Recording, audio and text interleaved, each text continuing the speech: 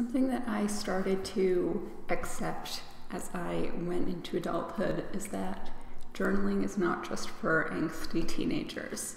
I had a diary growing up with those little locks on it, and if you had a sibling, those locks were useless. But I kind of got to a point where I just stopped. I picked it back up again when I was going through a really hard time, just physically, emotionally, mentally. I wasn't always sure of the benefits, but every therapist I'd ever had told me to start journaling. When I started really looking into it, I figured out why they always told me that. Real life studies actually show that it can help reduce depression and relieve stress and manage anxiety.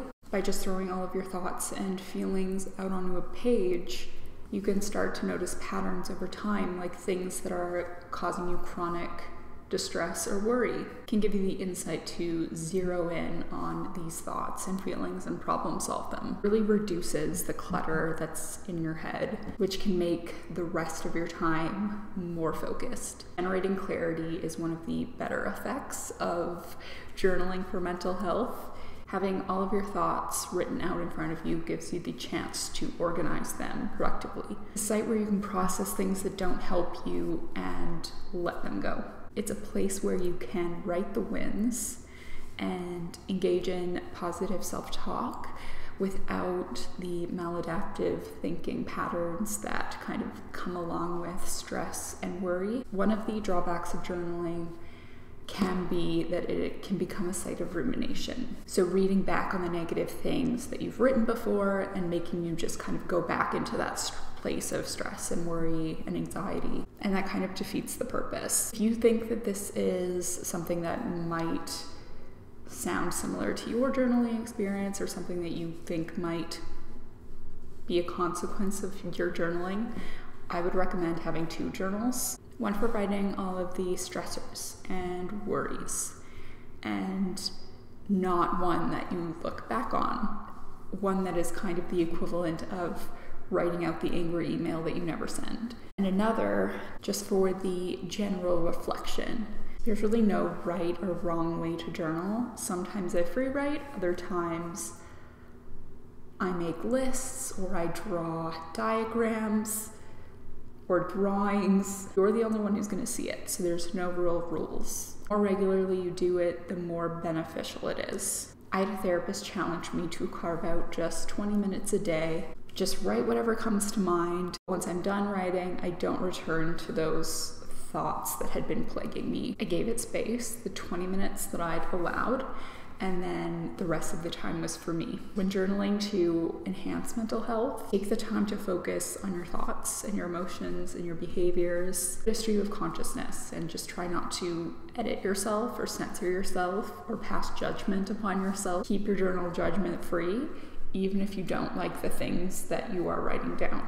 Look at your thoughts and emotions from a more objective angle. Frame them so that you're looking almost from an external point of view. It will likely make you feel kinder towards yourself. Track your mood and document your physiological symptoms that you're experiencing. Maybe look for links in how you are feeling physically and the things that you're feeling mentally and the things that you're thinking and your emotions. When you're done writing, reflect on what you've just written, process all the thoughts and emotions, and then turn the page.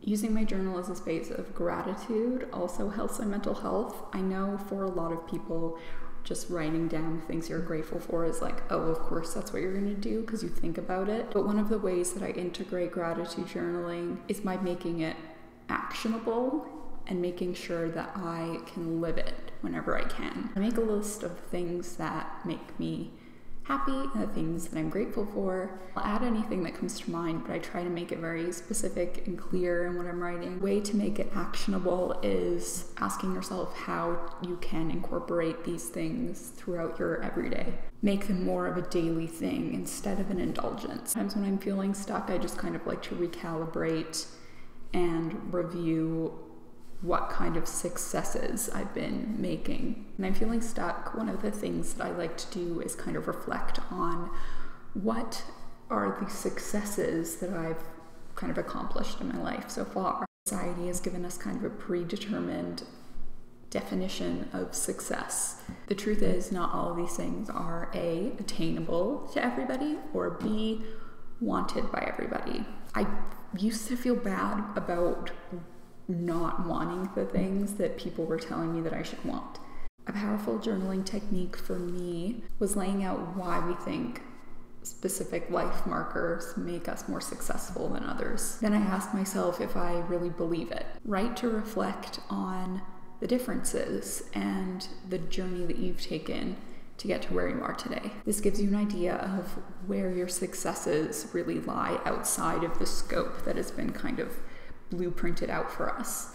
Journaling is something that has made me be more comfortable being alone with my thoughts. Adding it to your routine really helps strengthen your mental resilience muscles. If it's a part of a routine and something that you do regularly, it can make you feel more open. Something that I do is make sure that my journal is kind of always within reach. It's easier to do now that I'm in stay home state. If you keep it at arm's reach as you go about your day, it kind of acts as a nudge to make sure that you remember to do it. And if you have it with you, it's easier to automatically reach for it when you need to work out something in the moment. Because even if you set a routine to write at a specific time, life still happens. Sometimes we need to work through things immediately. Don't bind yourself to a strict schedule to the point where you disallow yourself to journal more than you set out to do. Life comes in waves, and your journaling practice will likely reflect that. So that is how I tend to journal for mental health. Let me know down in the comments if you have a journaling practice, if it's something that you enjoy doing, if you're kind of hesitant towards doing it. What are some of the things you do to support your mental health? Please like and subscribe. It means a lot to me when you do, and I will see you in the next one. Always think of you when spring comes, like it's something in